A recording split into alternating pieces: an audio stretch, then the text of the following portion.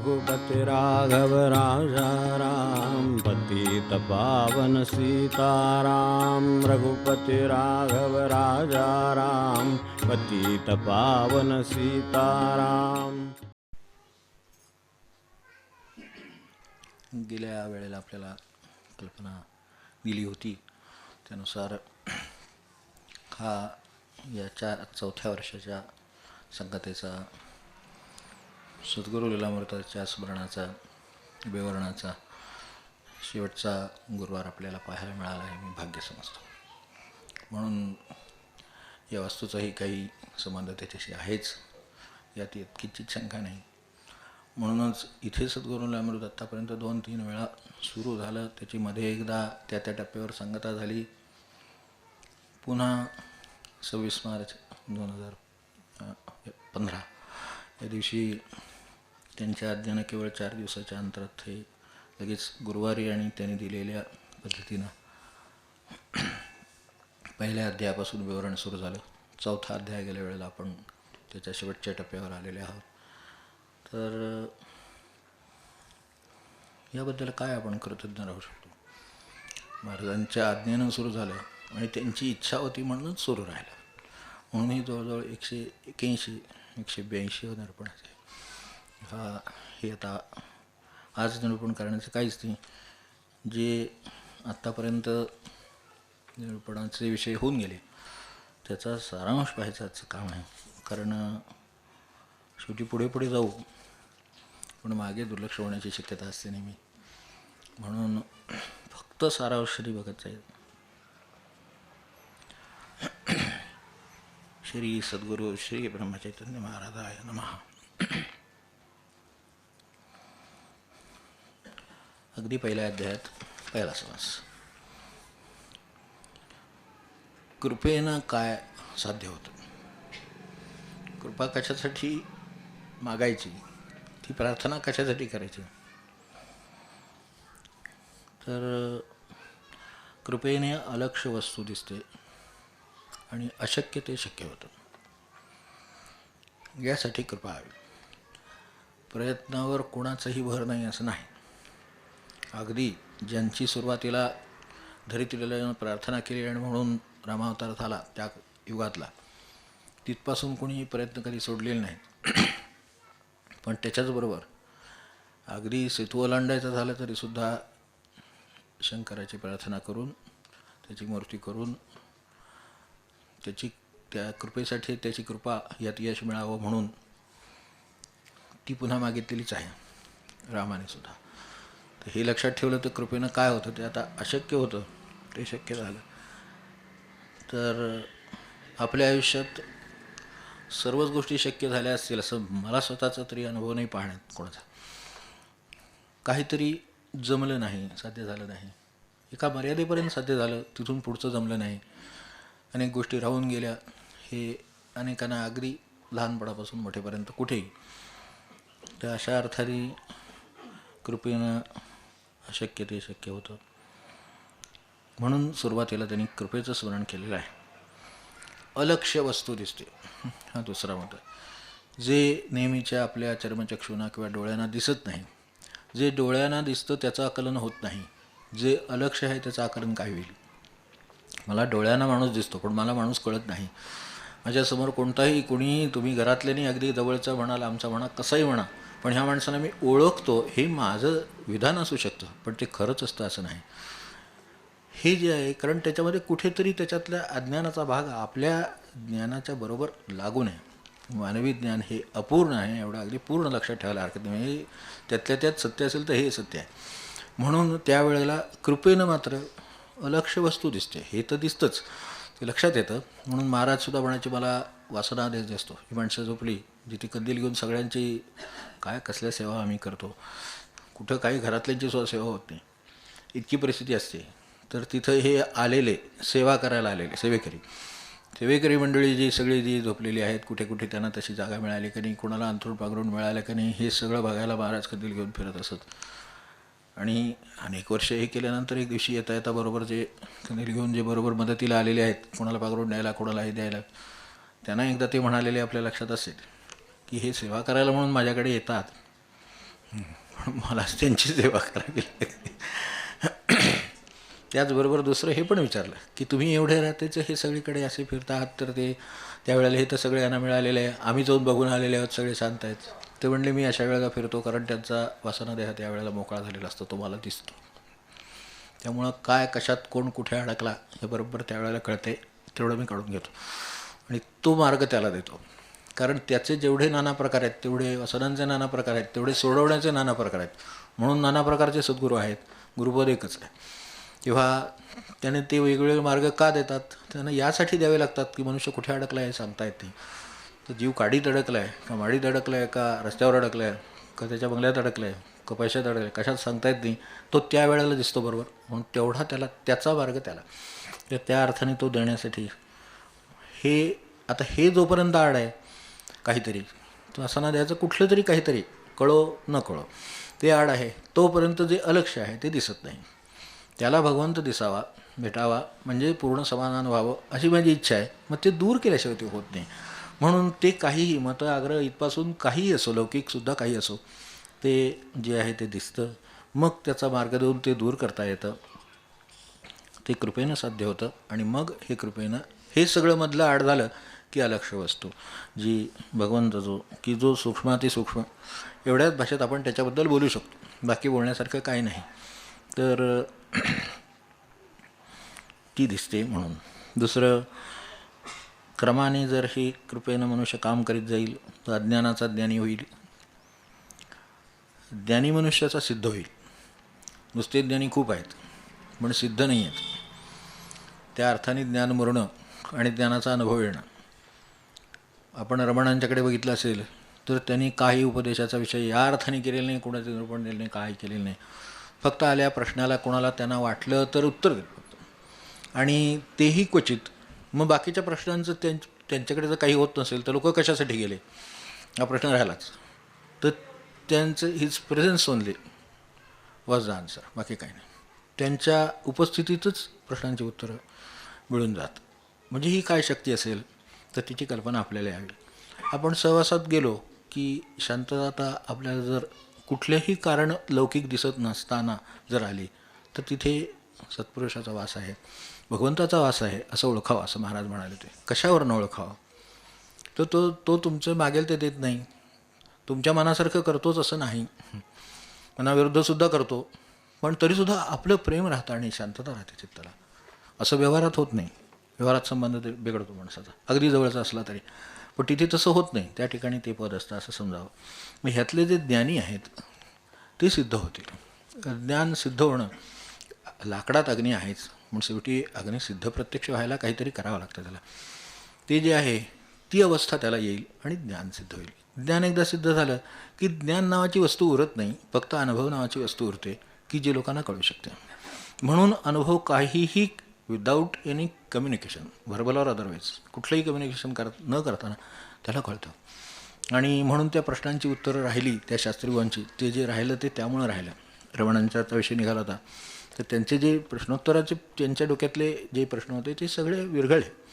वर जाईपर्यंत तुम्हाला काही विचारायचं आहे का, तर काही नाही. मग आत्ता एवढं आणलं होतं त्याचं काय झालं, मला काही त्याचं उत्तरांची गरजच उरली नाही. प्रत्यक्ष ज्ञान जर साक्षात बघायला मिळालं तर आणखीन कसलेला प्रश्न विचारता. तर असं ज्ञानाचा सिद्ध होतो. पुढे पाहिलं तर आज आपल्याला ज्या गोष्टींनी कामं होतात असं वाटतं त्यात सर्वात जास्त काय असेल तर त्या काळात, आजच्या काळात परवा आपला विषय झाला जसं पैसा नव्हतं असं वाटतं, सोन्यानं होईल असं वाटतं. त्यातल्या त्यात सोन्यानं कामं होतात.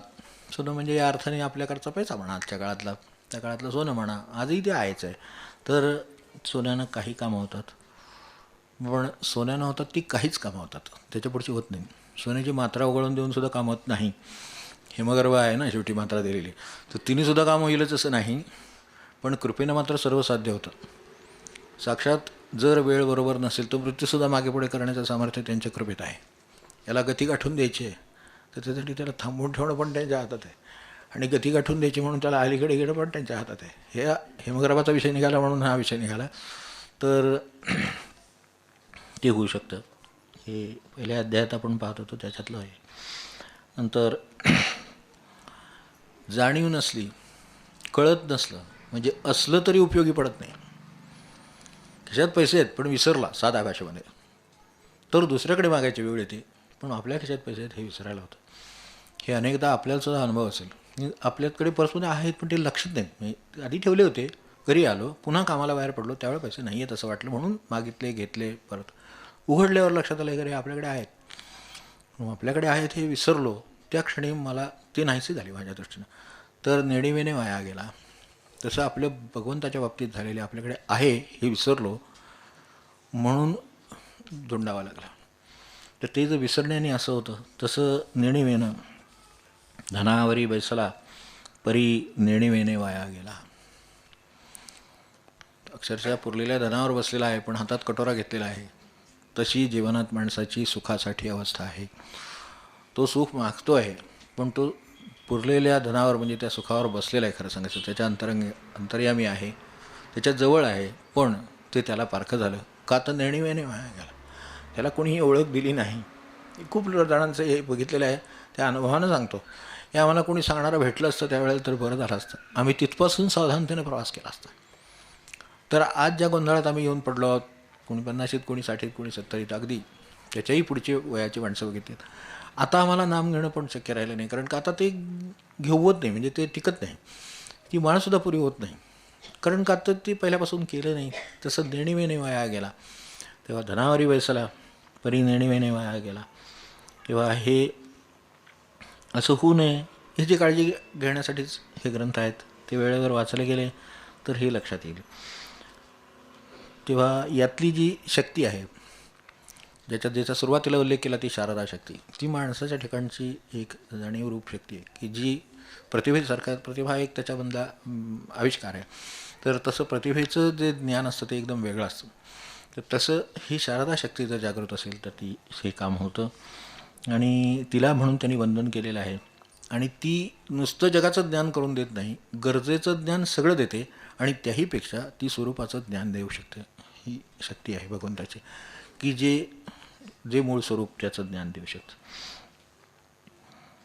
आणि सद्गुरूंच्याबद्दल सांगताना, गुरूंच्याबद्दल सांगताना जे म्हटलेलं आहे, सद्गुरू भक्तासाठी, पण ते सद्गुरूंनी आधीचे यांचं मी फक्त संदर्भ त्यातला सांगतो की भक्तासाठी धरिले रूप, ते जे संतांच्या आरतीत आहे, अन्यथा त्यांना अर्थ एकांतीचा असे, जे तिकडे दुसरीकडे आहे.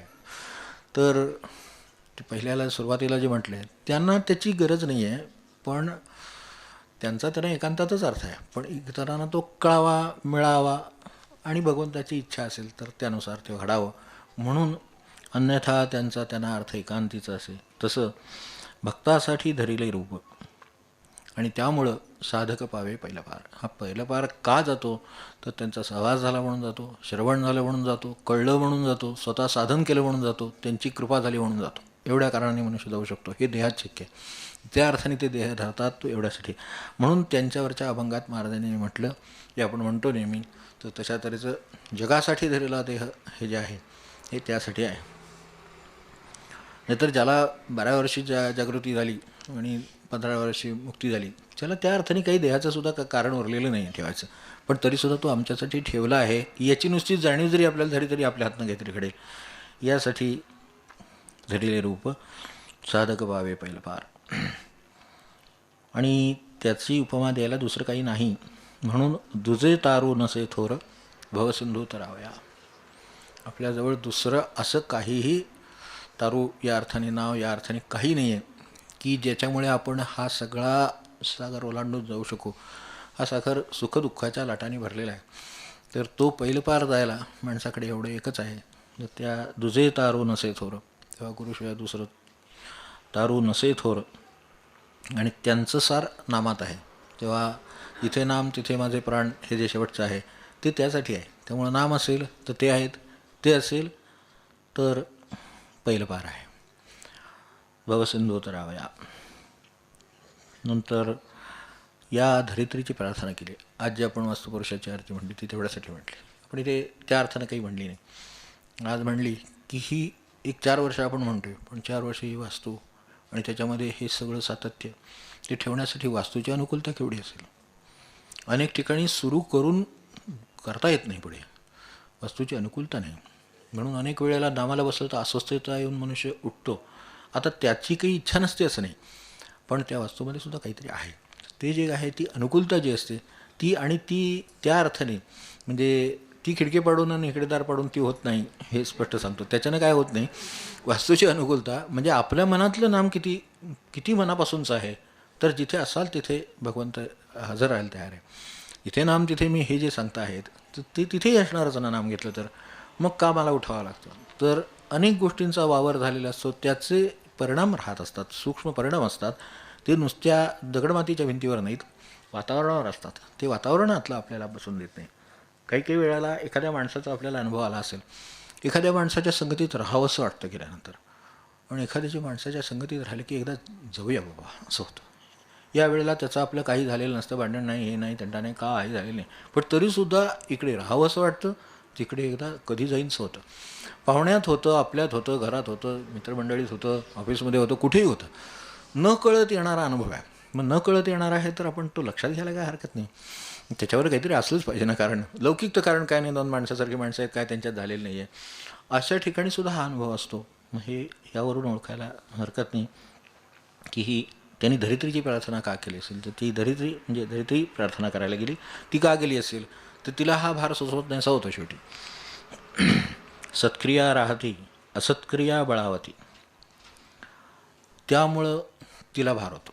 नाहीतर ती सत्क्रियांना आधार देण्यासाठी जन्माला आलेली आहे. तिचा आकार कशासाठी आहे? सत्क्रियांना आधार राहावा. आपण आईचे उपकार थोर म्हणतो. आई कशावर उभी राहते? जमिनीवर ना. आईचे उपकार थोर आहेत, याबद्दल शंकाच नाही. वडिलांचे उपकार थोर आहेत, पण ते सुद्धा अगदी मातृदेवो भव पितृदेवो भव, मग आचार्य देवो भव का? तर ते हे सगळं सांगतात की त्यांचं महत्त्व काय, आणि ते ज्याच्यावर उभे आहेत त्या धरित्रीचं महत्त्व काय, मग पंचमहाभूतांचं महत्त्व काय, आपोआप सगळं लक्षात येतं. हे यावं, आणि हे जर लक्षात आलं तर माणसाच्या जीवनाचा स्तर आणि दिशा बदलते. म्हणून ही शेवटी धरित्रीला भार सहन होईना. कारण का? सत्क्रिया राहिल्या, असत्क्रिया बळावल्या. इम्बॅलन्स आलं की नेहमी भगवंताकडे जायचं. तर तसं हे हा तो त्यावेळेचा ब्रह्माकडे गेलेले आहेत, आणि हे सांगितलं हे पहिल्या अध्यायामध्ये येऊन गेलं. तर सैराट वृत्ती चालली शास्ता नाही, हे अगदी सार आहे की सैराट वृत्ती चालली शास्ता नाही. आणि शास्ता असला की हे सैराट वृत्तीला पायबंद असतो नेहमी. म्हणून आपल्याकडे कायद्याचा पायबंद उरला नाही असं जे म्हणतो आपण, तो जर नसेल तर कुठेही काहीही सैराट होणार. आपल्याला साधं ट्रॅफिक कंट्रोल करायला तिथं कोणीतरी मनुष्य लागतो, नाहीतर काय होईल, लोक सैराट जातील. ते डावीकडे नाही, उजवीकडे नाही, बघणार नाही, मागं नाही, पुढं नाही, वेग नाही, काय नाही, काय नाही, असं होईलच. आणि हे होतं म्हणूनच त्यांना तिथं उभं राहावं लागतं कोणाला तरी. हे लौकिकदृष्ट्या जर तिथे कोणाला तरी ट्रॅफिक कंट्रोल उभं राहावं लागत असेल, तर या संबंध वृत्तीच्या ठिकाणी जिथे भगवंताचा संबंध आहे तिथे कोणी उभं राहत नसेल का, आणि कोणाला राहावं लागत नसेल का, याचा साधा विचार केला तरी हे लक्षात येण्यासारखं आहे. सैराट वृत्ती चालली त्याला शास्ता नाही. तिथे एक मनुष्य नुसता उभा राहिला असतो, तो फक्त यांना सोडतो, त्यांना थांबवतो, एवढं काम करतो, तर तिथं शिस्त निर्माण होते आणि सर्वांची सोय होते. हे जर एखाद्या चौकात होत असेल किंवा साध्या आपल्या व्यवहारात होत असेल तर तिथं काय होत असेल? सैराट वृत्ती चालली शास्ता नाही. म्हणून हा शास्ता पाठवा. आणि काय झालं तशाने हे सत्क्रिया का राहिल्या? तर विपरीत ज्ञानाने वेडे केले. विपरीत ज्ञानाने वेडे केलेले आहे, आणि ते तसं कधीपासून आज अखेर तो हा विषय दरवेळेला होणार, दरवेळेला त्याचा उपाय निघणार, पुन्हा सत्क्रिया बळावणार, पुन्हा सत्क्रियेसाठी कुणीतरी येणार. हे संत म्हणता येतात ते तेवढ्यासाठी चाललेले आहेत. संतांचे अवतार हे फक्त हा बॅलन्स करून देण्यासाठी आहेत.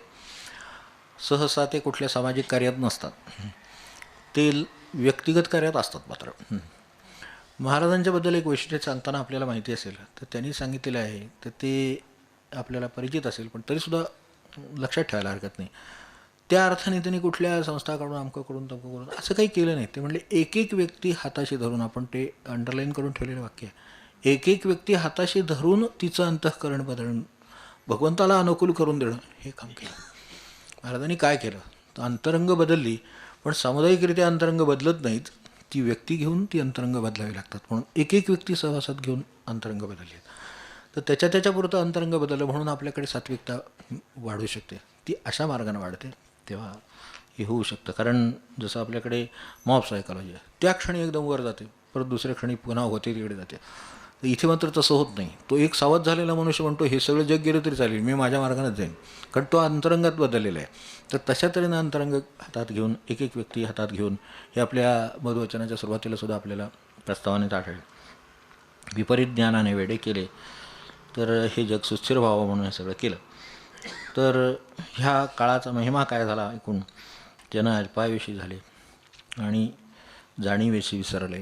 ज्यामुळे भगवंताची जाणीव होते ते विसरले आणि त्यामुळं तेजोहीन, बलहीन, बुद्धिभ्रम, सगळे जे महत्त्वाचे मुद्दे सांगितलेले तेवढे फक्त सांगतो की बुद्धीला भ्रम पडले. अमुक एक चांगलं, अमुक एक वाईट, ह्याच्यातसुद्धा विवेकानं सांगता येत नाही.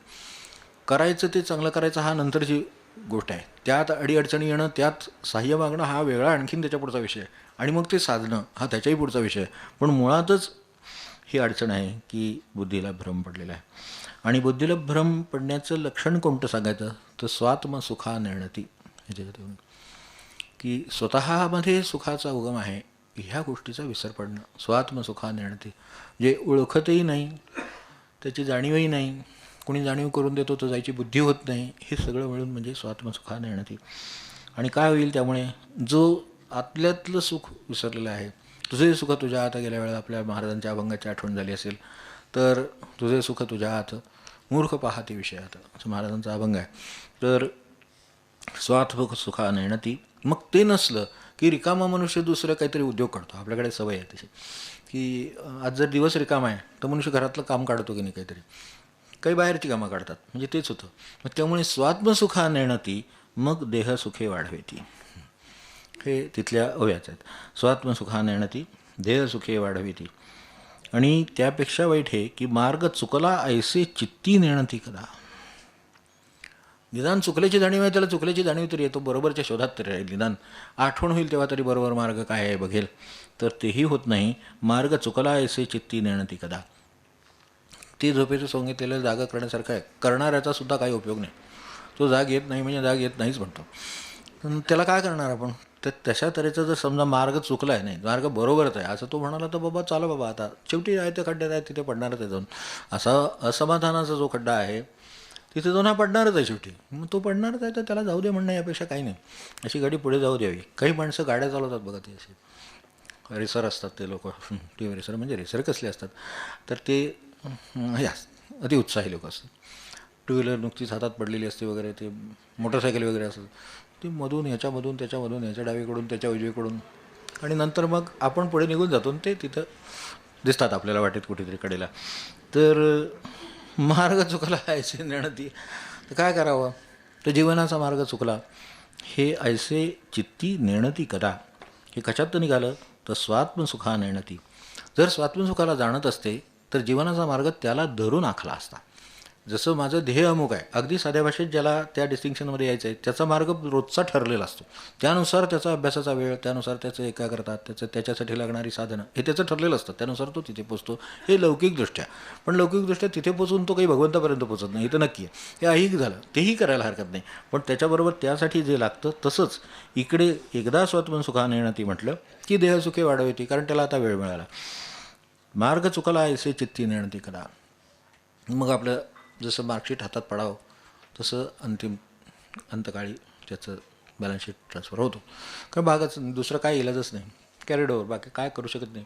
पुन्हा एकदा जन्माला संधी घ्या. आताची संधी कशी वापरली त्यानुसार वर का खाली एवढं फक्त ठरणार. अनुकूलतेत जन्माला येणार का प्रतिकूलतेत कष्ट करावे लागणार हे त्यावेळेला ठरतं. म्हणून मार्ग चुकला ऐसे चित्ती निर्णती कदा.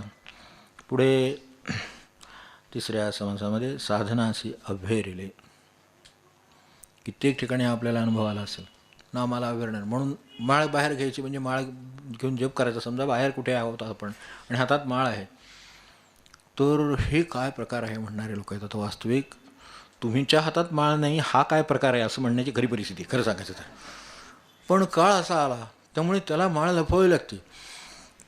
माळ घेता येत नाही तर ती मशीन निघाली. आता मशीननं अनुग्रह द्यायची वेळ आली ते सोडून द्या, पण निदान करतायत ना, तर त्याच्यात ते घ्यायची वेळ आली. कारण का ते उगाच लोकांना दिसू नये, कारण लोक त्यात नाहीत. आणि ते म्हणून ते पुढे बाष्कळपणे बोलू लागले. याच्यावर जी टीका होती तिचं बाष्कळपणा एवढ्या एका शब्दात त्यांनी सगळा सारांश त्याचा सांगून टाकलेला आहे. तर हे आपल्याला माहिती आहे, त्यामुळे आपण ओळखून असावं. साधनासी अभ्येरिले, बाष्कळपणे बोलू लागले, हे पुढचं त्याच्यानंतरचं. म्हणून पुढे रामदासांचा, आधी रामाचा, मारुतीचा, नंतर रामदासांचा आणि मग महाराजांचा अशा अवतारांची सगळी ही क्रम मांडलेला आहे. तेव्हा स्वामींच्या काळी हेच होतं. रामदास नाम भले भक्तिज्ञाने चकित केल्या. त्यांच्या अचट उपासनेमुळं लोकांना जागच्या जागी खिळवून ठेवणाऱ्या किंवा त्यांना चकित करणाऱ्या किंवा थांबवणाऱ्या गोष्टी ते घडवू शकले.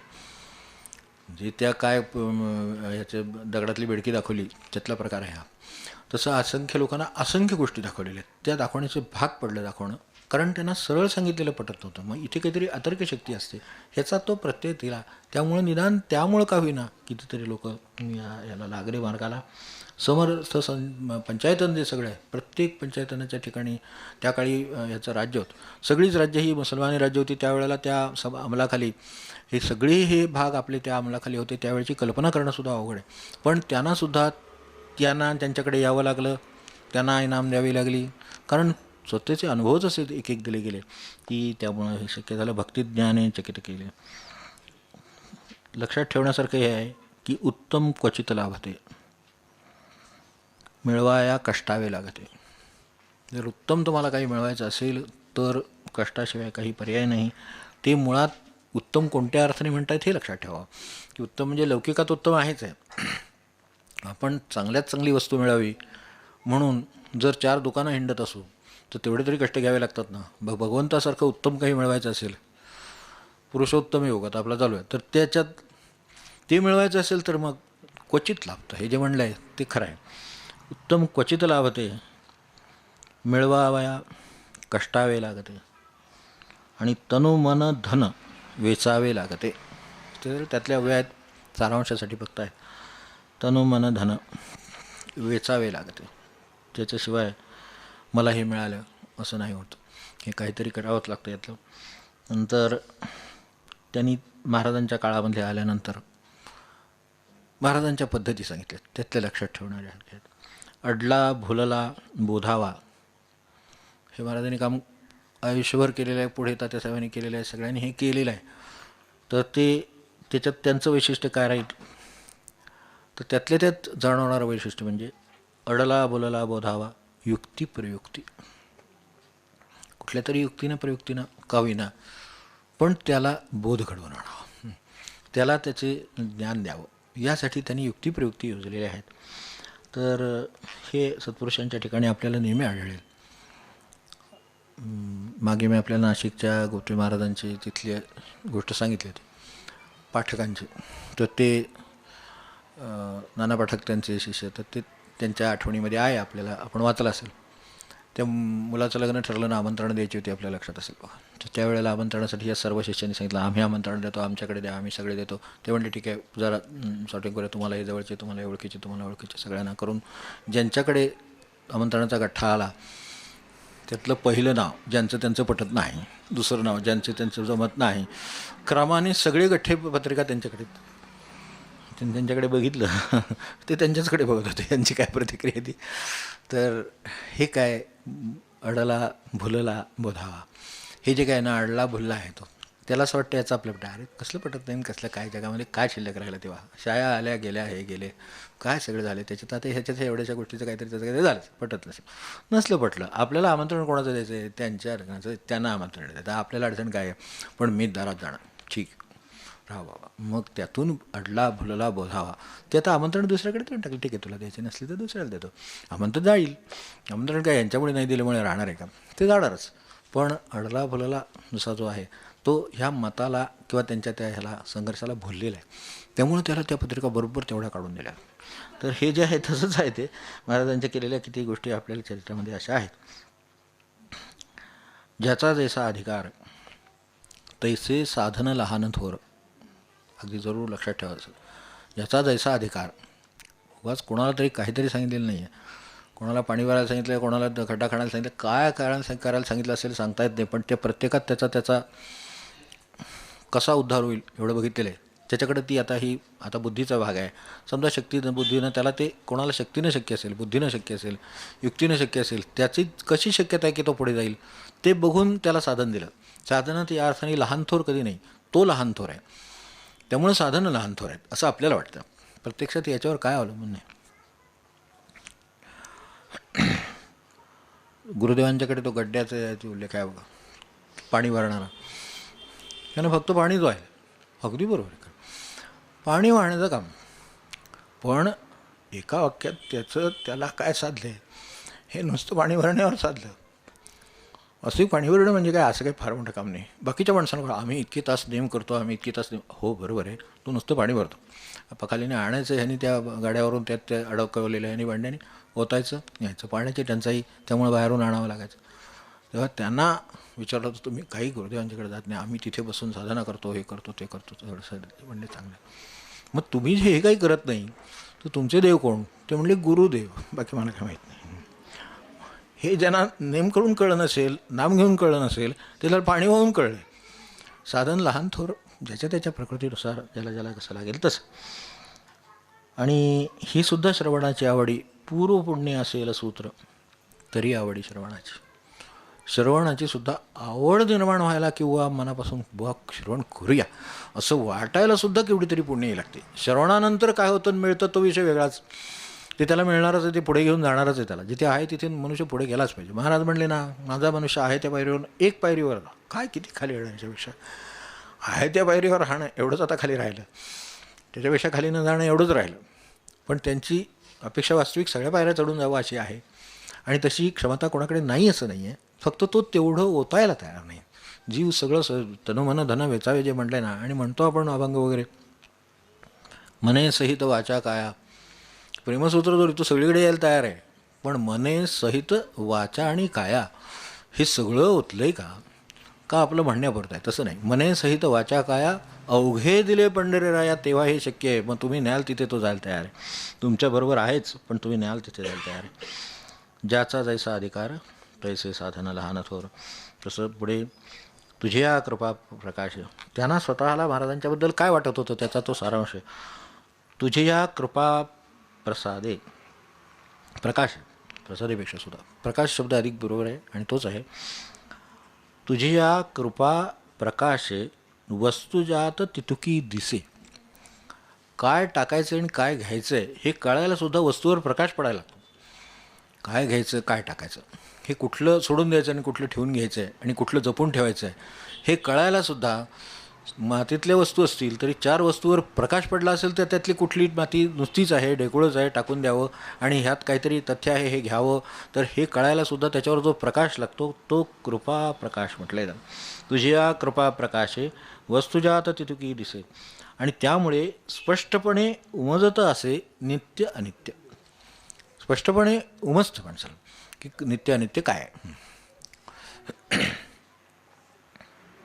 थांबायचं.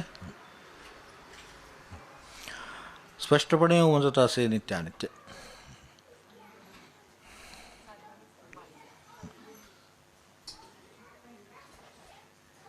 पाणी द्या, बाकी काय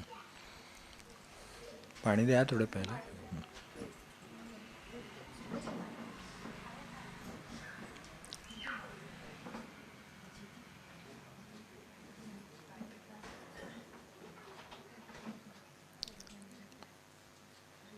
पाणी द्या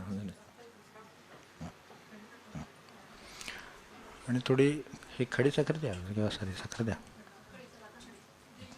दिले ते बरोबर जावं. चौकश चौकाश जावं, बरोबर जावा, काही नाही. थोडं पाणी आणि साखर द्या की होईल.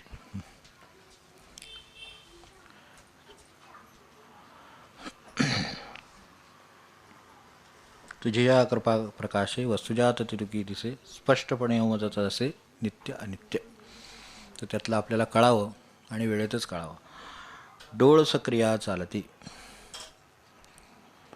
आपल्या क्रिया डोळस असणं ही गोष्ट खूप अवघड आहे.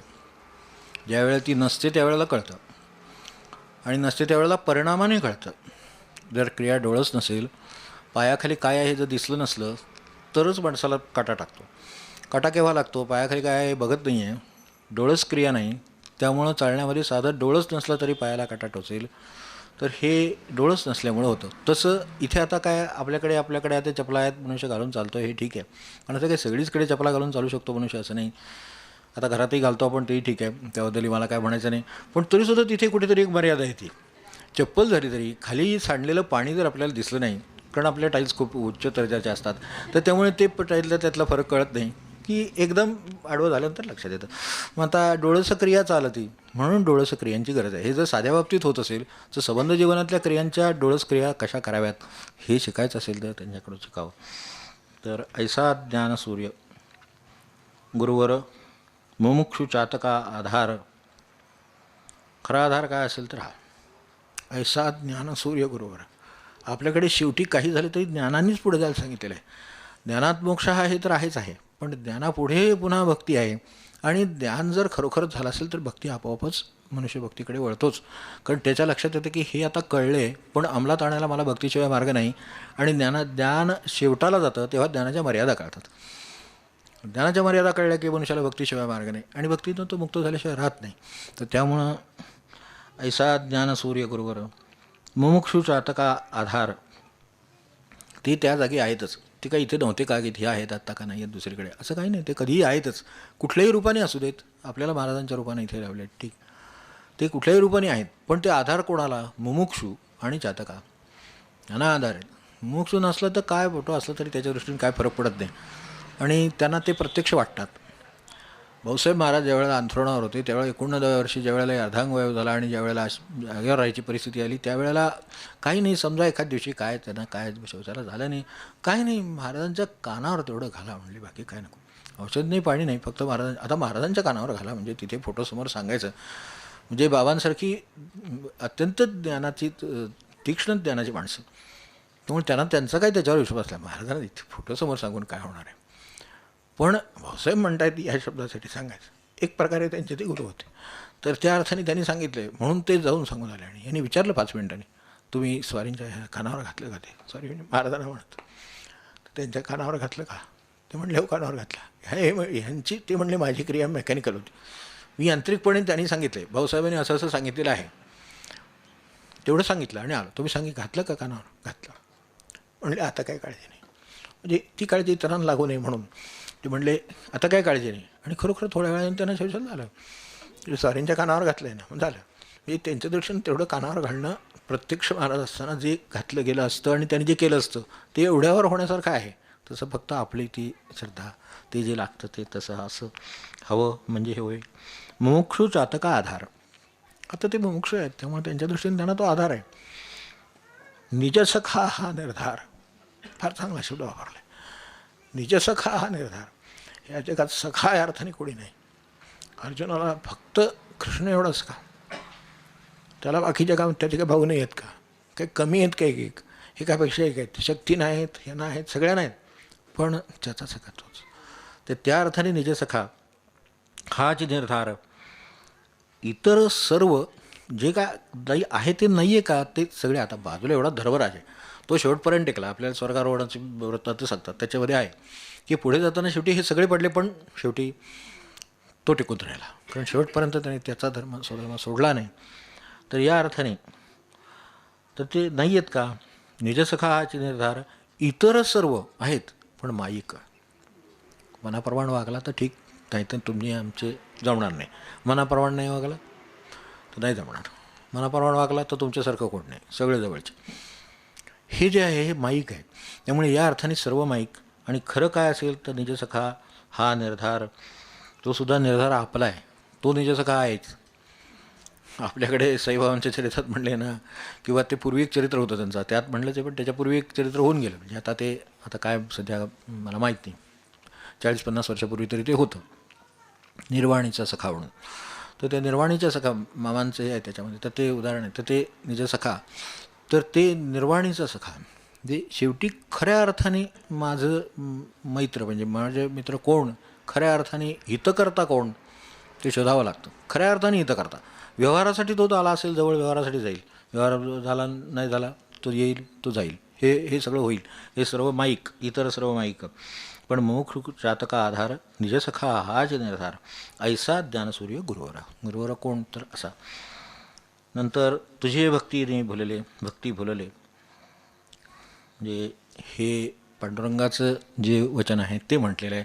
आणि हे आधी पूर्वसूत्र लागतं ते असं आहे की भक्ती करीत असावं. मी म्हणतो जीवाची म्हणून सुद्धा पूर्वपुण्य म्हणून सुद्धा त्याला ती उपयोगी पडेल. लवकर बुद्धी होईल.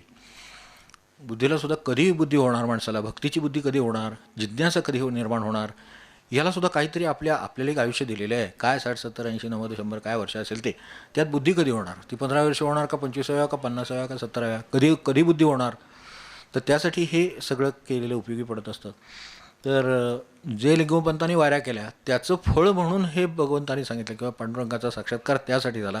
आणि पांडुरंगाने हे सांगितलं की आता तुला तिथपर्यंत म्हणजे घरातून येऊन वारीतून पोचणं शक्य राहिलेलं नाही, तुझी भक्ती भुलवणी का, तर तुला शक्य असेपर्यंत ते केलेलं आहेस. तुला शक्य असताना तू गेला नाही, सबब सांगितलीस, असलं काहीही केलेलं नाहीस. या भक्तीला मी भुललो, तुझे भक्ती भुलवणी आलो असे तव सदनी. आता ते खणा तिथं ती मूर्ती सापडल्या. आजही त्या मूर्ती तिथे पूजत आहेतच. तो विठोबा स्वतः तिथे आला. तो काय म्हणतो, तो भक्ती तुझी भक्ती भुलवणे. त्यांच्या वारीला जाणं शक्य राहिलं नाही. आता भगवंताचं काम आहे की त्यांनी घरी यावं, इतकं सांगण्याचा भक्ताचा अधिकारी आहे. आणि ते त्याला सांगावं लागतही नाही, ते येतातच. ज्ञानसूर्य उगवला, महाराजांच्याबद्दल म्हणताना म्हणून ज्ञानसूर्य उगवला, हळूहळू प्रकाश फाकला. हे सर्वसाधारणपणे देहात आलेल्या संतांच्या बाबतीत असंच होत असतं की ज्ञानसूर्य उगवतो, तो ज्ञानसूर्यच असतो, पण तो हळूहळू प्रभा पाकत जाते. म्हणजे जशी सूर्याची प्रभा हळूहळू पसरत जाते आणि मग सगळं विश्व एकदम प्रकाशमय होतं. त्याच्यात जे कक्षेतलं तिथलं आहे ते सूर्यप्रकाश सर्वकडे प्रकाश पोचतो. तो हळूहळू फाकला, साधका आधार मिळाला, आदर्शभूत. तर अशा तऱ्हेचं हळूहळू तसं होत जात असतं. कारण बाकीचं सगळं जग देहबुद्धीत वावरतं आणि ते आत्मबुद्धीत वावरतात. ती आत्मबुद्धी एकदम प्रकाशित झालेली कोणाला लक्षात येत नाही, झाली तरी कळत नाही, समोर प्रकाश असला तरी कळत नाही. म्हणून तर एवढं ते आपण प्रार्थना ज्ञानेश्वरीच्या सुरुवातीला म्हणतो, तिमिराविरुद्ध जैसे दृष्टीचे ते भ्रंश, पासीचं असता न दिसे वस्तू जात. अशी अवस्था माणसाची होते. जेव्हा ज्ञानसूर्य असल्यानंतर त्याचा प्रकाशही तेवढा तीव्र असतो, त्यामुळं ते लक्षात येत नाही. जे आपल्याला प्रकाशात दिसतं हे खरं आहे, पण अतिप्रकाशात अंधार होतो हे पण तितकंच खरं आहे. जास्त प्रखर प्रकाश झाला की डोळे बिलबिलतात माणसाचे, त्याला दिसत होतं. म्हणजे त्यात सुद्धा मानवी बुद्धी आहे ही, त्यामुळं तसं होतं, देहबुद्धी आहे म्हणून तसं होतं. आता 3ऱ्या 4थ्या अध्यायाचं बघू आणि थांबू. तू होऊन तुझं पाहावे, कसं असावं. समज ज्ञानेश्वरीच्या अभ्यासाच्या इतक्या वर्षांचा कालखंड आहे. 40 वर्ष माझ्या गळ्यात हे पडले, असं बाबा एकदा त्या प्रवचनातच आहे, आपण ऐकलं असेल. तर 39 वर्ष हे करत होते. 40 वर्ष हे माझ्या गळ्यात म्हणले. त्यांनी सांगितलं आता ज्ञानेश्वरी सांगत जात, तेव्हापासून मी सांगतोय. त्याला 40 वर्ष झाली असं त्यांच्या त्या निरूपणात आहे, अगदी शेवटच्या ह्याच्यामध्ये आहे. तर ते इतकी वर्ष ते सांगतायत. तर ते काय म्हणाले की त्यातून बाबा म्हणले काय की यातून एवढ्या ज्ञानेश्वरी सांगून मी काय शिकलो, तर गुरुबरोबर कसं राहावं हे ज्ञानेश्वरी शिकलो. आता हे काही ज्ञानेश्वरीचं सार असेल का? भगवंताची ओळख करून देणं, ते गीतेची ओळख करून देणं हे त्याचं सार. पण ह्यांचं सार काय स्वतःचं आहे आणि ती अत्यंत बरोबर आहे. सुरुवातीला जे दमनं आहेत किंवा ज्या ठिकाणी त्यांचे गुरुपदाचे ते त्याबद्दलच्या गुणांच्यामध्ये उल्लेख आहे, 200 ओव्या त्याच्यावर त्यांनी घातल्यात. का घातल्यात? तर गुरुबरोबर कसं राहावं हे मी ज्ञानेश्वरीतून शिकलो. तर ते राहण्याचा जो प्रकार आहे, तू होऊन तुझं पाहावे, भावभक्तीने जाणावे, एरवी ते व्यर्थ गोवे, सद्गुरुपद भेटेना.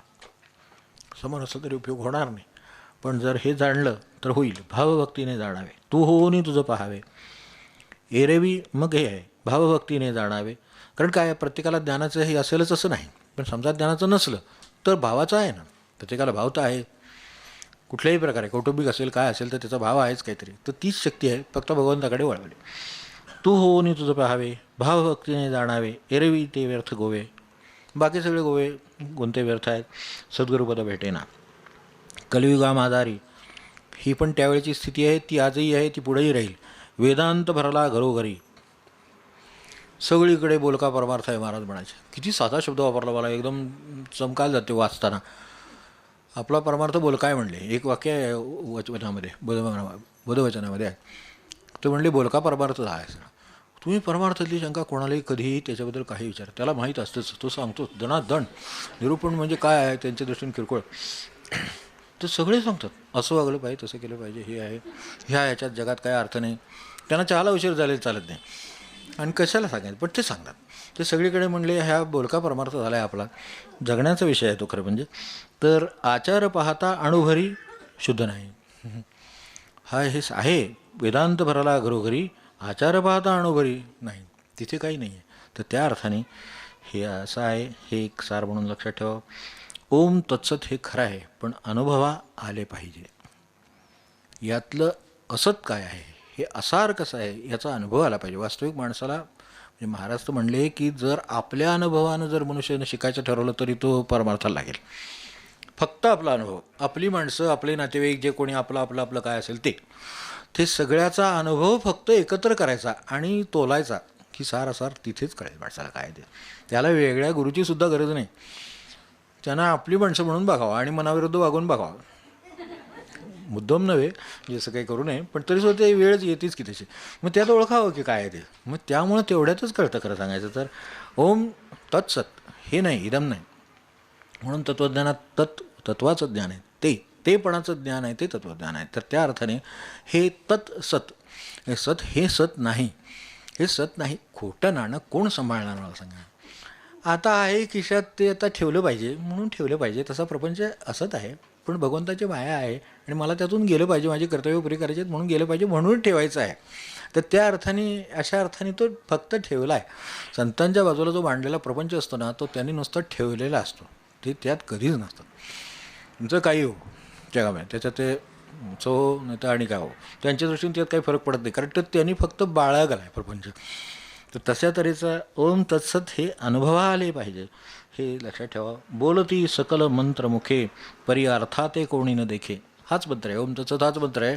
पण तत्सत जर असेल तर मग जे स्वामींचं परवा म्हटलं, मग सकाळचा प्रसंग घडला नसता. हे जे बोलले ते का बोलले, मानापणा झाला ना, मानापमान का झाला, ते जर सत आहे तो मानापण कुठून आला. तर त्या अर्थाने अनुभव आले. सकल मंत्रमुखे, बोलती सकल मंत्रमुखे, परी अर्थाते कोणी न देखे, विरळा सद्गुरू सारिखे अर्थ विवरिती. कारण म्हणणं तर सोपं आहे, पण अर्थ कळणं अवघड आहे. म्हणून अर्थांतर सांगतात. नरदेहाचा अधिकार स्वये भावे विश्वंभर, यापेक्षा काय आहे माणसाला, याच्यापेक्षा आणखीन सार काही नाहीच खरं सांगायचं तर. नरदेहाचा अधिकार स्वये भावे विश्वंभर, आणि कुणीही कुठल्याही परिस्थितीतली कसल्या म्हणजे हे माणसं सत्स्वरूप आहेत हे ओळखसो लागणार नाही अशी माणसं किती आहेत बघितलेली, की ती खरोखर सत्स्वरूप आहेत. त्यांच्या दृष्टीनं त्यांच्या सगळं हे आहे मांडलेलं दिसतंय प्रपंच, त्यात ते कुठं नाहीत. म्हणून तर महाराज लगेच म्हणले कीर्तनकारांना की चला आपण निघूया, मलाही वैराग्य आले, तुम्ही म्हणताय माझ्या ठिकाणी काही वैराग्य नाही, चला. त्यांना बाहेरचे त्या हे नाही मानवले, साधत तापलेली वाळू बनवली नाही, पुढचं हिमालयात कुठलं जात आहे. महाराज म्हणले आपण हिमालयातच जाऊ सरळ, मलाही वैराग्य चालेल. जे हे शेवटी सांगावं लागतं त्यांना ते. तर नरदेहाचा अधिकार स्वये व्हावे विश्वंभर, परी करीत किंकर, बहुतांचा बहुपरी. किती लोकांचा दास व्हावं, त्याला सुद्धा काय हवं. ती जे सगळं गानुगुरूचे दास ते त्यासाठीच आहे. विकारांचे दासे केले, सगळं गणगोतं झाली, सगळं करून झालं, सत्ता पैसा सगळं झालं, पण ह्या सगळ्यांनी माझं काय काम होत नाही हे माझ्या लक्षात आलेलं आहे, हे मला समाधान देत नाही. म्हणून बहुतांचा बहुपरी, सद्गुरुविना ज्ञान प्राप्त होणार नाही, आहे ते खरं. कारण हे स्वतःला भावे आपणाशी आपण, हे खरं आहे. पण हे काही नुसतं आरशात बघणं नाही हो. आरशात बघणं असतं तर स्वतःला बघता येईल, काय काळं गोरं काय असेल ते दिसेल, काय लागलं असेल ते दिसेल, दूर करता येईल, पुसता येईल. पण अंतरंगाचं काय, पहावे स्वतःशी आपण. आपल्या कृतीत आपण दिसत असतो, त्या कृती लोकांना दिसत असतात. म्हणून ते जे जन अंतर हे पाहती, हे जे आहे ते तेवढ्यासाठी आहे. म्हणून बोनसे गई व हौद से नाही आती, हे जे सांगावं लागलं ना बिरबलाच्या गोष्टीत, ते तसं आहे. उंच गई, आता त्या क्षणी जे टिपून घेतलं ते आता अत्तराचा हौद जरी लोकांना वाटायला लुटला तर त्याच्यात येणार नाही. कारण एका त्या थेंबात पडलेल्या काय बादशाची ती काय, जो हौदाने पुढे अत्तर वाटणार आहे त्याच्या ठिकाणी संपत्तीचा काय आलोट आहे खरं सांगायचं. पण तिथे पडलेलं अत्तराचा थेंब पुसून घेतला, त्याच्यात आलं सगळं काय. ते आसक्तीचं स्वरूप काय असतं हे ते बाकीच्या व्यवहारावर ठरत नाही, ते त्या वृत्तीवर ठरतं. म्हणून तसं हे आहे, ते ज्ञान प्राप्त होणार नाही. ते पहावे आपण असे आपण त्यासाठी आहे. गुरुभेटीची अर्थ महाराजांच्या वयाच्या 12व्या वर्षाची गोष्टीचे सांगतानाचं हे आहे. हे शेवटचा 3रा अध्याय. गुरुभेटीचे अर्थ. धरुणी चालिले वनात, तोडिली मायेची मात, दुर्जय आणि दुर्निवार. हे दोन्ही शब्द महत्त्वाचे आहेत. दुर्निवार आहे, निवारण करता येत नाही अशी आहे. जिंकणं अशक्य आहे. दुर्जय हे अवघड आहे, याची त्यांना कल्पना आहे, पण तरीसुद्धा महाराजांनी ते केलं हे आपल्याला सांगितलं म्हणून हे शक्य आहे असं वाटू शकतं. अवघड आहे हे तर अवघड आहे, त्यात काही प्रश्नच नाही. पण एवढं तरी निदान त्याच्या निदान प्रमाणात कुठे ज्याच्या ठिकाणी असेल तिथे. आता गोपाळरावांनी जी प्रार्थना केली 4थ्या अध्यायाच्या सुरुवातीला, धाव धाव गुरुराया, मायेने आणले आया. आया आणले म्हणजे जेरीला आणले. मला या मायेनं जेरीला आणलेलं आहे. आठविले तव पाया, आता अपेक्षा न करावी. ही गोपाळांची प्रार्थना म्हणजे आपली प्रार्थनाच आहे. धाव धाव गुरुराया, मायेने आणले आया, आठविले तव पाया, आता अपेक्षा न करावी. सद्गुरू भेटीची आयती, केली कैशी पहाती. त्यांनी स्वतः सद्गुरू भेटीसाठी काय आयती म्हणजे तयारी. तर त्या अर्थाने आपल्याला गेलेल्या शब्दात ज्ञानेश्वरीत आहे, संभ्रमाची आयती स्नेहो जैसा आहे व्यक्ती. तसं आहे, एखाद्याला जेवायला बोलावलेलं असेल तर तयारीवरनं कळतं की प्रेम काय आहे. असं आहे, त्यांनी ते तुळशीपत्र ठेवलं असेल, पाण्याचं भांडं ठेवलं असेल, त्याच्यावरनं कळतं. किंवा म्हणजे संभ्रमाची आहे ती स्नेहो जैसा आहे व्यक्ती, तर ते त्यासाठी यांनी माऊलींनी म्हटलं. तर सद्गुरू भेटीची आयती, त्यांनी केली कैशी पहाती, चित्तशुद्धी, अनुतापस्थिती, वैराग्ययुक्त. 3 शब्द वापरले फक्त. चित्तशुद्धी, त्याच्यासाठी केलेले प्रयत्न. अनुतापस्थिती, अनुताप झाला तर पुढं भगवंताचं वाट मोकळी होणार. अनुतापस्थिती, जो अनुताप तीर्थी नाहाला तो माझा आतो आला. आता भगवंताच्या ठिकाणी नुसत्या अनुताप हे तीर्थ आहे. माणसाला पश्चाताप होणं किंवा कृतीविषयी वाईट वाटणं हे जे काय आहे, हे जे अनुताप आहे, तो अनुतापाचं तीर्थ आहे त्याच्यात. म्हणून अनुतापस्थिती आणि मग वैराग्ययुक्त, या अर्थाने 3 गोष्टी सांगितल्या. चित्तशुद्धी, अनुतापस्थिती, वैराग्ययुक्त. हे असं असेल तर ही सद्गुरू भेटीची आयती आहे. ही फक्त सद्गुरू भेटीची तयारी झाली. आता हे जर सगळं असेल तर ते भेटणारच, त्यात शंकाच नाही. त्यासाठी हे सांगितलं. आणि आवडी एक नामाची, हे काही नाही. त्यांनी त्यांचं स्वतःचं सांगताना तुकारामांची भेट झाली ती का झाली तर आवडी एक नामाची म्हणून झाली. नंतर गुरुकृपा होता पाही, अज्ञेय नुरे अल्पही, ज्ञानरूप होशील. भावांचं जेव्हा अनेक वेळच्या शंकात, ब्रह्मसूत्राची शंका तर त्यांच्याकडे उत्तर आहे. तुमच्या त्या तत्त्वज्ञानाच्या विषयातली शंका उत्तर आहे. प्रपंचातला अडचण आली उत्तर आहे. हे बरं त्यांना अशा तऱ्हेचे काही प्रश्न विचारले होते की जे शास्त्राचे केवळ विषय आहेत, अशा तऱ्हेचे आहेत, पाश्चात्य तत्त्वज्ञानातले आहेत, ह्याच्यातले आहेत. ते सगळी शंका आली की तिथे घेऊन जायचं की त्याचं ते उत्तर सांगायचे. ते म्हणे तुम्ही कुठलाही ग्रंथ काही वाचला नाही आहे, तुमच्यासमोर माझ्यासमोर हे तुम्ही सांगितलं आहे, सगळं सांगितलं, तुम्हाला येतं. त्याचं जे उत्तर आहे ते हे उत्तर आहे की ज्ञानाचा उगम जिथं आहे तिथं मी बसलो आहे. ह्या सगळ्या शाखा आहेत. उगमाजवळ बसलेल्याला कुठलंच काही अपरिचित नसतं आणि अज्ञेय नसतं. त्या ते कधी फक्त एकच आहे, हे आहे ते आहे म्हणून आम्ही म्हणत बसत नाही. गरज लागली की बघतो की ह्याचं उत्तर काय आहे. त्यांना तयारीला वेळ झाला नाही, आपल्याला त्या प्रसंग माहिती आहेत की तयारीला वेळ झाला नाही. दुसऱ्या दिवशीच्या लेक्चरला आता काय करावं म्हणून महाराजांकडेच बसले होते, खाली तात्यांच्याकडेच बसले होते. त्यातच वेळ गेला आणि हे टिप्पण घ्यायचे सतत भेटला मनुष्य की त्याचे टिप्पण घ्यायचं सतत, म्हणून एवढं ते वाङ्मय उपलब्ध आहे. तर ते जे काय आहे ते सगळं ते सतत टिपून घेतात. आता हे बोलले, त्यांनी हे विचारलं, हे टिपून घेतलं. हे करण्यामध्ये सगळ्या उसाभरीत ते 11 वाजले. सकाळच्या 7च्या याला जायचं म्हणजे पहाटे उठून आवरून जायचं. आजचा महत्त्वाचा विषय आहे आणि अशा तऱ्हेचे ब्रह्मसूत्राचे वगैरे तिथे विषय त्यांचा मुळातच तत्त्वज्ञान होता. त्यामुळे शिकवण्याचे विषय असे आहेत. तर आता या क्षणी आता तयारी करून व्याख्यान देणार आहे. तर त्यामुळं तशा तऱ्हेचं जे लेक्चर आहे ते द्यायची तयारीला वेळ नाही. म्हणून महाराजांकडे गेले, काय करू उद्याची, तर सुट्टी घेऊ का काय करू, तयारीचा वेळ मिळाला नाही. महाराजांनी त्यांना सारांश सांगितला. उद्याच्या जे काही तुम्हाला सांगायचं आहे त्याचा हा सारांश आहे, एवढा घ्या आणि उद्या तुम्ही जा. काही अडचण नाही, तेवढ्यासाठी काही सुट्टी घ्यायची गरज नाही आणि तयारीची वेगळी गरज नाही. त्यांनी सांगितलेले फक्त मुद्दे त्यांनी 4 सांगितले. दुसऱ्या दिवशी गेले, आजपर्यंत अभ्यास करून जे सांगितलं गेलं नव्हतं ते त्या दिवशी सांगितलं गेलं. तेव्हा हे जे आहे ना, गुरुकृपा होता अज्ञेय नुरे स्वल्पही, काहीसुद्धा गुरुकृपा होता पाही, अज्ञेय नुरे स्वल्पही, ज्ञानरूप होशील. आणि म्हणून आपली जी देहाच्याकडे बघण्याची वृत्ती आहे ती बदलण्याकडे त्यांचा जो मूळ संबंध आहे तो सारखा तिथे आहे. देहाचे करोनी उपकरण, मनमुरडिले सेवेकडे.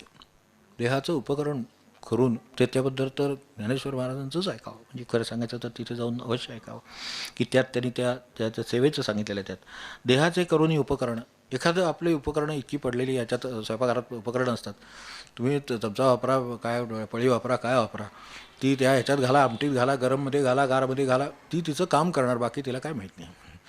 पळीचं काम काय आहे, ती वस्तू तुम्हाला जशा पाहिजे त्या प्रमाणात काढून तिथे देणे, ती काढून देणे, तीच का देणे, हीच का नाही वगैरे विषय नाही. हे ज्याला जमतं त्यालाच मन मुरडेले सेवेकडे देहाचे करून उपकरणं, त्या देहाचं उपकरण करून ज्याने सेवा केली त्यानं, तिच्याकडून कधीही आपल्याला नाहीतर ह्याच्यात बेजवली, मला श्रीखंडातच का नाही घातलं, मग आमटीतच का घात, हे आमचा सगळा कार्यक्रम. तुम्ही श्रीखंडात झाला, आमटीत झाला, माझं काय काम आहे, तुम्ही धरलं आहे तेथून ते काढून ती वस्तू तिथे देणे, संपलं, एवढंच काम आहे, तर तेवढंच करणं. हे करणाऱ्यांनी खऱ्या अर्थाने देहाचे करून उपकरणं केलेले आहे. मन मुरडेले सेवेकडे सद्गुरू सेवा गहन, ते आपण जे बघतो आहोत ते. तर त्याच्यातला शेवटचा भाग होता की गणपती करी रात्र दिन, इथे आपण शेवटी होतो, तिथे आलो. आणि या बाबतीत शेवटचा जो आता चालला आहे त्या अध्यायातला जो शेवट होता, जे चौथा अध्यायात समाप्ती झाली, 4 वर्षेची समाप्ती आज झाली. आणि आता 5व्या वर्षाचा, आता ज्यांनी 4 वर्ष सांभाळली त्यांनी 5व्या वर्ष त्यांची इच्छा होती म्हणून हे झालं. 5 वर्ष त्यांची इच्छा असेल तर पुढच्या गुरुवारपासून त्याप्रमाणे होईल. तर या कारणे अंतरी सावध असावे चतुरी, सोये चुकवावी फेरी जन्ममृत्यूची. अज्ञजनी स्तोत्र केले तेथे काय हाता आले, तेची निंदितील भले सावध असावे. त्यामुळे अज्ञजनानं स्तोत्र केलं तर शेवटी हे स्तुतिनिंदा दोन्ही वाटायला येतात. ज्ञानी असेल तर त्याच्या वाटायला हे येत नाही.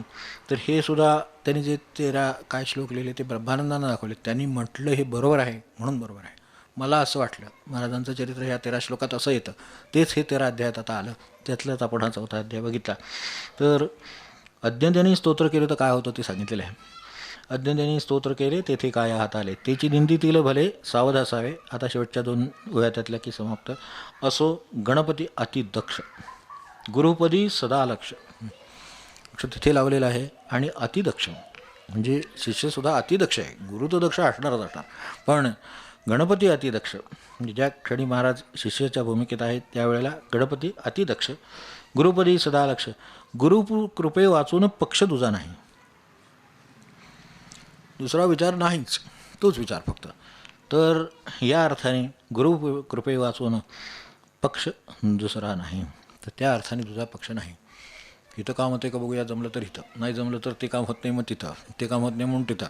का त्यांनी पाठवले का, तुम्हाला सांगितले का तिथे जायला, तर जा, कुठेही जा. पण माझ्या मनानं मी माझ्या कामांसाठी हिंडत असेल तर मी बाजारी वृत्ती हिंडती बाजारी, ते जे आनंदसागराने लिहिलेले ते त्या अर्थाने.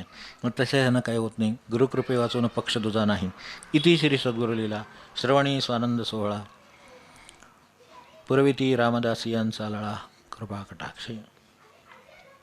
यात एक बारीक शब्द आहे, तो शेवटी अध्यायाच्या शेवटी येतो. संबंध अध्याय संपेल, समाज संपेल त्यावेळेला, अध्याय संपेल त्यावेळेला येतो. हे यांना आपल्याला माहिती आहे, गोपाळरावांना तिथं रामदासी बुवा म्हणत असत. म्हणजे ते राहायचे त्या वृत्तीनं म्हणून. वास्तविक त्यांनी काय त्यातल्या कुठलं काय बघवा पागणलं असं काही नव्हतं. पण तरीसुद्धा इकडे ती वैद्यकीय होती, शिक्षकाचा पेशा होता, सगळं होतं. पण तरीसुद्धा त्यांच्याकडे पाहून लोक त्यांना रामदासी म्हणून, आणि महाराज रामदासी बुवा म्हणून हाक मारित, हे त्यातलं महत्त्वाचं. आता रामदासी म्हणजे त्याला जे लागतं, रामदास्य जे लागतं ते सद्गुरूंचं दास्य करीत असल्यामुळे त्यांनी त्यांना रामदासी बुवा म्हणून हाक मारित. ते बाजूला नेहमी उभे असत. काहीही महाराजाला लागेल तर आपण बाजूला असलं पाहिजे या भूमिकेने बाजूला उभे असत. काम होतंच असं नाही त्यावेळेला. पण ज्याला काम असलं तर हाक मारायला लागू नये, नुसतं पाहिलं तर तिथे ते असावे, या भूमिकेनं जो राहिला त्यांनी रामदास्य केलं, त्या अर्थाने म्हणून त्यांना रामदासी बुवा म्हणत. तर इथे जे आहे श्रवणी स्वानंद सोहळा, हा स्वानंद सोहळा पुरावा असं वाटत आहे, पण ते पुरविती रामदासी यांचा लळा. म्हणजे त्यांच्या माझ्या मनाची ही ओढ होती की मला आनंद व्हावा, तो आनंदसुद्धा त्यांच्या कृपेनं त्यांनी माझ्यासाठी हा आनंद सोहळा, स्वानंद सोहळा, पुरविती रामदासी यांचा लळा, कृपा कटाक्ष. त्यांनी नुसतं पाहिलं तरी काय शब्द आहेत, म्हणजे त्यावेळेचे आहेतच ते, आणि ते तितकेच खरे आहेत. आणि कुठेही गेला तरी खऱ्या अर्थानं जर काही असेल तर तिथे नक्कीच हे असेल की महाराजांच्या बोलण्यात आनंद असेच. वर्णन केलेले 2च वाक्य आहेत, तिकडे सांगतो की महाराजांच्या बोलण्यात प्रसन्नपणा, आनंद, उल्हास या गोष्टी असतच महाराजांच्या बोलण्यात असत. पण त्यांच्या पाहण्यातसुद्धा नुसत्या पाहण्यातसुद्धा प्रेम असे एक वाक्य आहे.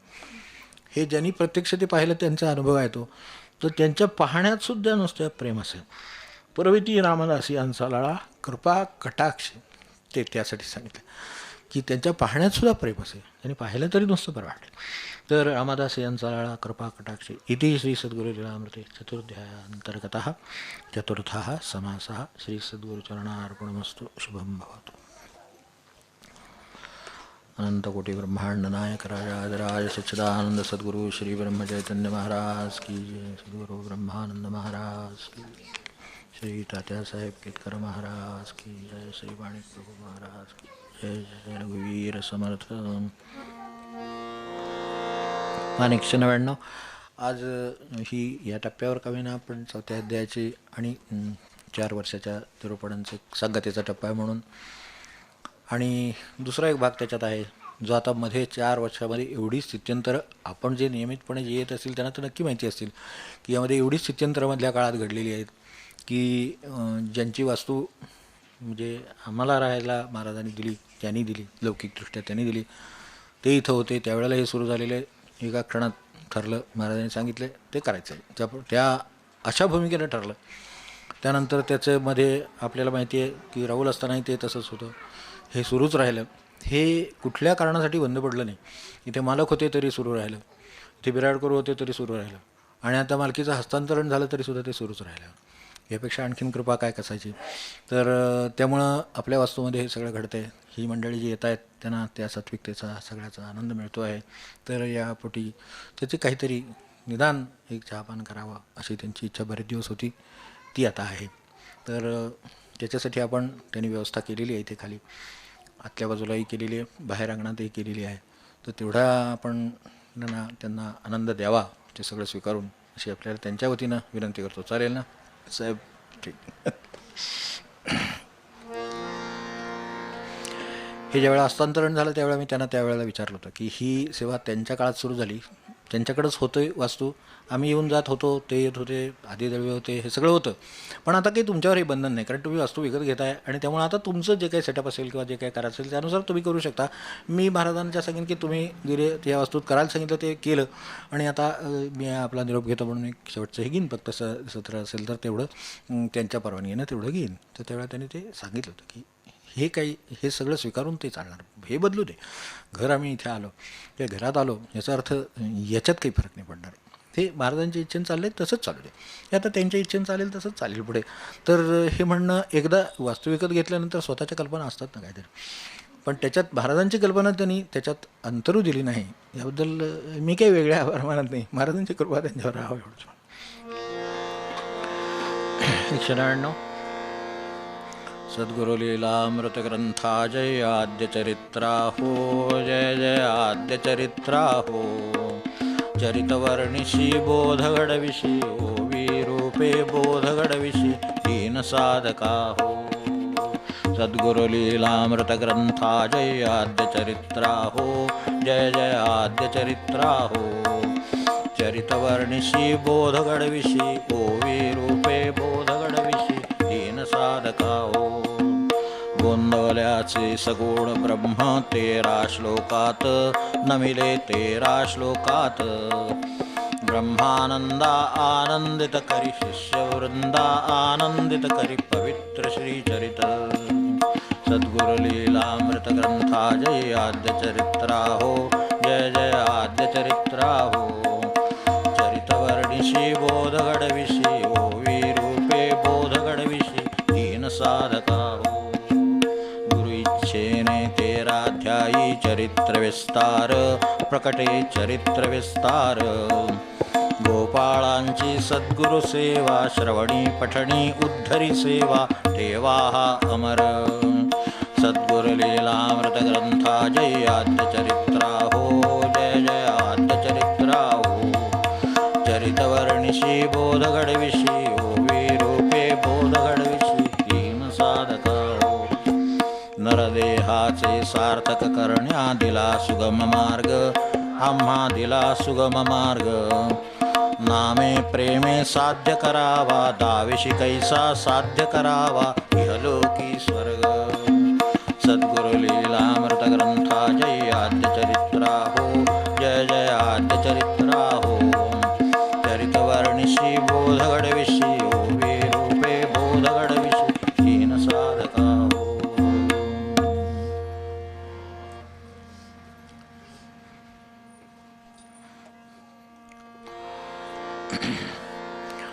मगाशी सांगितलं त्याच्यातलं एक वाक्य सांगायचं राहिलं अजूनही. यांच्या पुढची पिढी आहे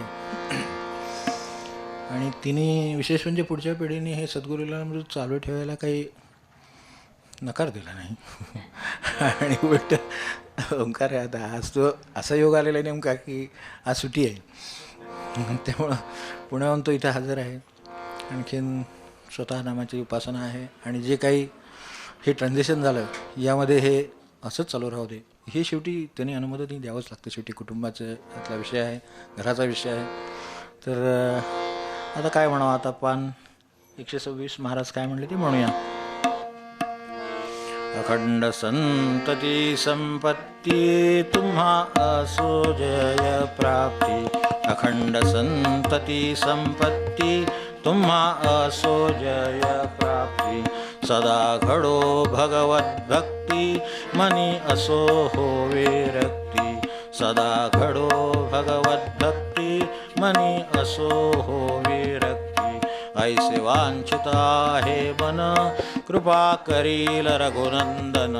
ऐसे वांछित आहे मन कृपा करील रघुनंदन. दीनदासाचे हे शब्द आज तुम्हा आशीर्वाद. दीनदासाचे हे शब्द आज तुम्हा आशीर्वाद. आज तुम्हा आशीर्वाद. आज तुम्हा आशीर्वाद.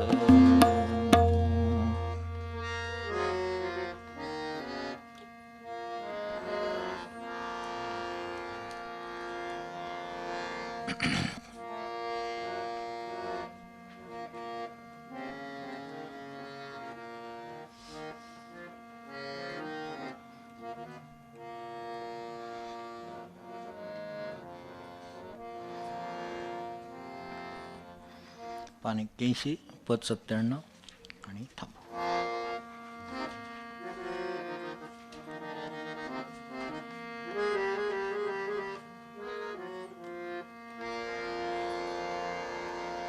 एक निरंतर आम्हा ब्रह्मचैतन्यांचा धार. एक निरंतर आम्हा ब्रह्मचैतन्यांचा धार. आम्हा ब्रह्मचैतन्यांचा धार. आम्हा ब्रह्मचैतन्यांचा धार. मित्रपुत्र बाप माय जो तो पाही आपुली सोय. मित्रपुत्र बाप माय जो तो पाही आपुली सोय. प्रसंगात कोणी नाही जवळ केले गुरुराये. प्रसंगात कोणी नाही जवळ केले गुरुराये. गुरुराव सदा धार. गुरुराव सदा धार. ब्रह्मचैतन्यांचा धार. आम्हा ब्रह्मचैतन्यांचा वाटे पैसा कामी येई घरदार हात देई. वाटे पैसा कामी येई घरदार हात देई. उपयोगा नये पाही गुरुराया विण काही. उपयोगा नये काही गुरुराया विण काही. गुरुराव देई आधार. गुरुराव देई आधार. ब्रह्मचैतन्यांचा आम्हा ब्रह्मचैतन्यांचा. वाटे बुद्धी ज्ञान कर्म देव भेटविल धर्म. वाटे बुद्धी ज्ञान कर्म देव भेटविल धर्म. कसे ठरे फोलतेही गुरुविण सारे काही. कसे ठरे फोलतेही गुरुविण सारे काही. दीन म्हणे दीन म्हणे आधार. ब्रह्मचैतन्यांचा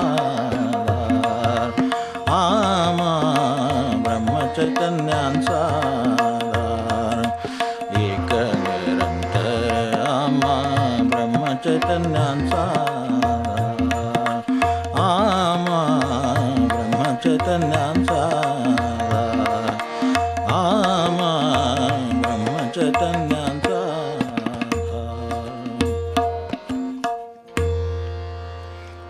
जानकी जीवनस्मरण जय जय राम.